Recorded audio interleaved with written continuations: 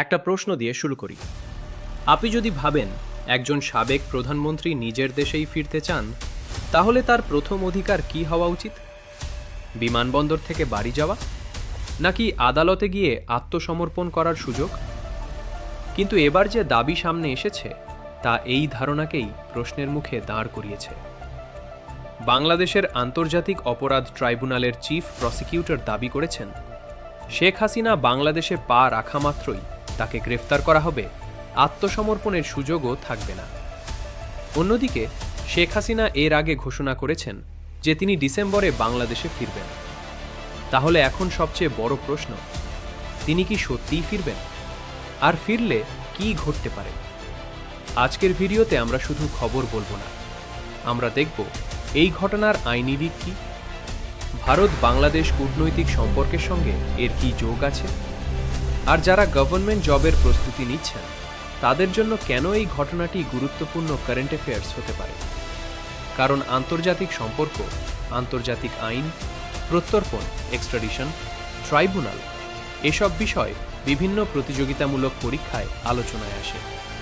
তবে একটি বিষয় শুরুতেই পরিষ্কার করে দিই, কিন্তু এখানেই শেষ নয়। এই ঘটনার এমন একটি দিক আছে যা শুধু বাংলাদেশের রাজনীতি নয়, ভারত বাংলাদেশ সম্পর্ক এবং ভবিষ্যতের কূটনৈতিক সমীকরণকেও প্রভাবিত করতে পারে। সেই অংশটি ভিডিওর মাঝামাঝি জানাব, তাই শেষ পর্যন্ত অবশ্যই সঙ্গে থাকুন। এবার আসা যাক মূল ঘটনায়।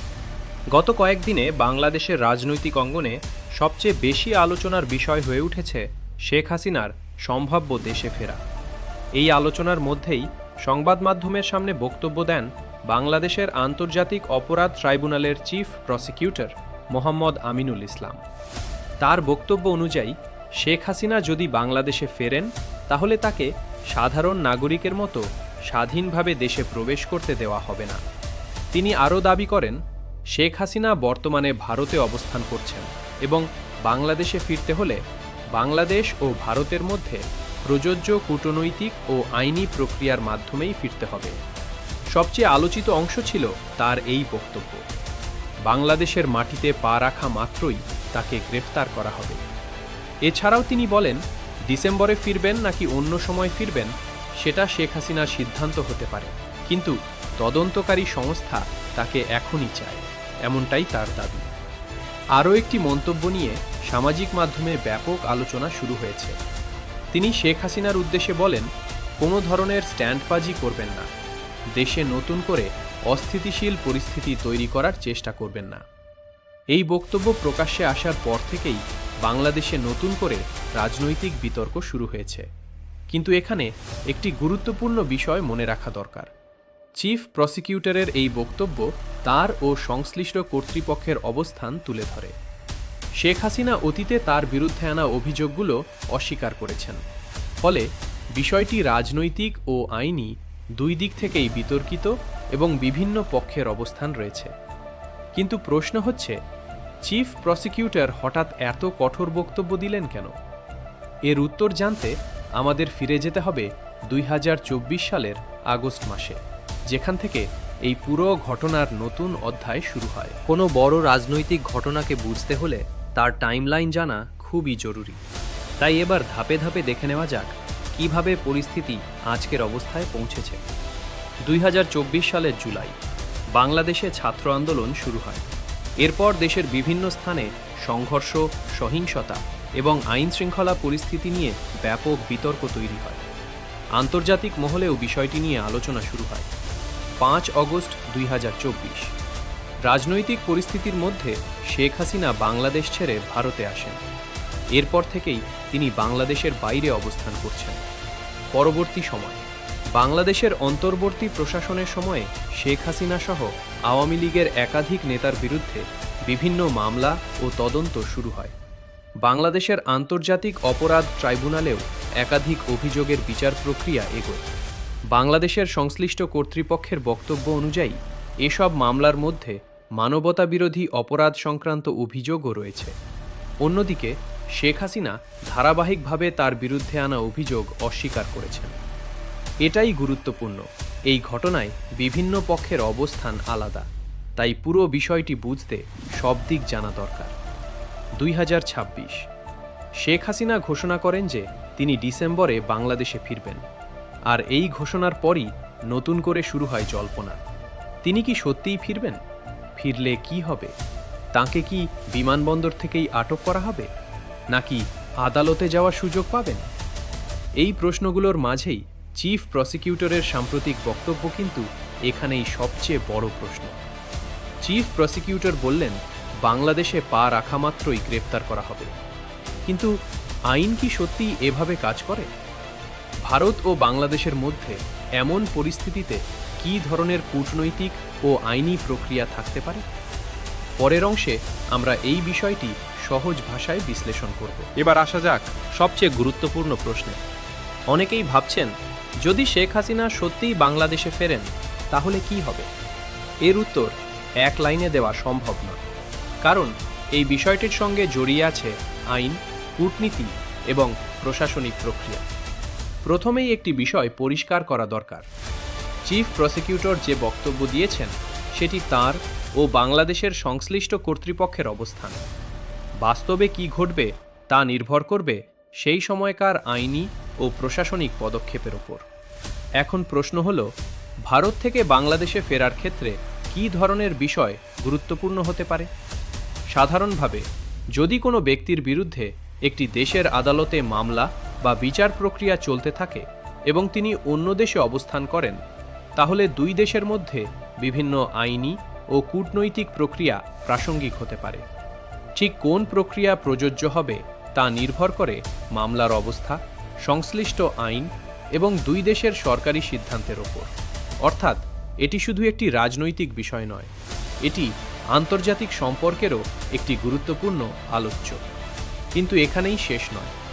সবচেয়ে বড় প্রশ্ন এখনও রয়ে গেছে। যদি শেখ হাসিনা ডিসেম্বরে সত্যিই বাংলাদেশে ফেরার সিদ্ধান্ত নেন, তাহলে সামনে কি কি সম্ভাব্য পরিস্থিতি তৈরি হতে পারে? এবার আসা যাক সেই প্রশ্নে যেটা নিয়ে সবচেয়ে বেশি আলোচনা হচ্ছে। ডিসেম্বরে যদি শেখ হাসিনা সত্যিই বাংলাদেশে ফেরেন, তাহলে কি হতে পারে? এর সুনির্দিষ্ট উত্তর এখন কারো কাছে নেই।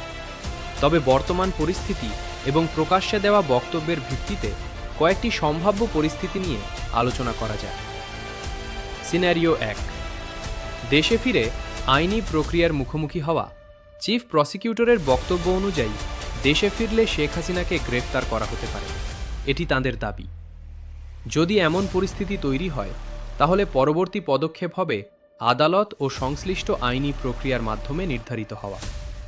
এরপর কি হবে তা আদালতের সিদ্ধান্ত, সংশ্লিষ্ট আইন এবং প্রশাসনিক প্রক্রিয়ার উপর নির্ভর করবে। সিনারিও 2, দেশে ফেরার সময় পরিবর্তন বা সিদ্ধান্তে পরিবর্তন। আরেকটি সম্ভাবনা হল ডিসেম্বরে ফেরার পরিকল্পনায় পরিবর্তন আসতে পারে। তবে বর্তমানে এ বিষয়ে নিশ্চিতভাবে কিছু বলা সম্ভব নয়, কারণ শেখ হাসিনা বা তার পক্ষ থেকে ভবিষ্যৎ পরিকল্পনা নিয়ে নতুন কোনো আনুষ্ঠানিক ঘোষণা এলে পরিস্থিতি বদলাতে পারে। সিনারিও 3, রাজনৈতিক ও কূটনৈতিক আলোচনা আরও তীব্র হওয়া। এই বিষয়টি শুধু একটি ব্যক্তিকে ঘিরে নয়, এটি বাংলাদেশ, ভারত এবং আন্তর্জাতিক মহলের নজরেও রয়েছে। ফলে দেশে ফেরা নিয়ে যে কোনো নতুন ঘোষণা বা সরকারি পদক্ষেপ রাজনৈতিক বিতর্ক, কূটনৈতিক আলোচনা এবং সংবাদ মাধ্যমের আগ্রহ আরও বাড়িয়ে দিতে পারে। কিন্তু এখানেই গল্প শেষ নয়। এই পুরো ঘটনায় শুধু বাংলাদেশের অভ্যন্তরীণ রাজনীতি নয়, ভারত বাংলাদেশ সম্পর্ক নিয়েও নতুন প্রশ্ন উঠছে। এই বিতর্ক ভবিষ্যতে দুই দেশের সম্পর্কে কোনো প্রভাব ফেলতে পারে। পরের অংশে সেই বিষয়টি বিশ্লেষণ করব। এবার আসা যাক আন্তর্জাতিক দিকটিতে। অনেকেই প্রশ্ন করছেন, এই পুরো ঘটনায় ভারতের ভূমিকা কী? প্রথমেই একটি বিষয় পরিষ্কার করা দরকার। ভারত সরকার এই বিষয়ে যে আনুষ্ঠানিক অবস্থান জানাবে, সেটি সরকারি অবস্থান হিসেবে বিবেচিত হবে। তাই সামাজিক মাধ্যমে ছড়িয়ে পড়া নানা দাবি বা জল্পনাকে যাচাই না করে সত্য ধরে নেওয়া উচিত নয়। বর্তমান পরিস্থিতিতে আলোচনার কেন্দ্রবিন্দুতে রয়েছে একটি বিষয়।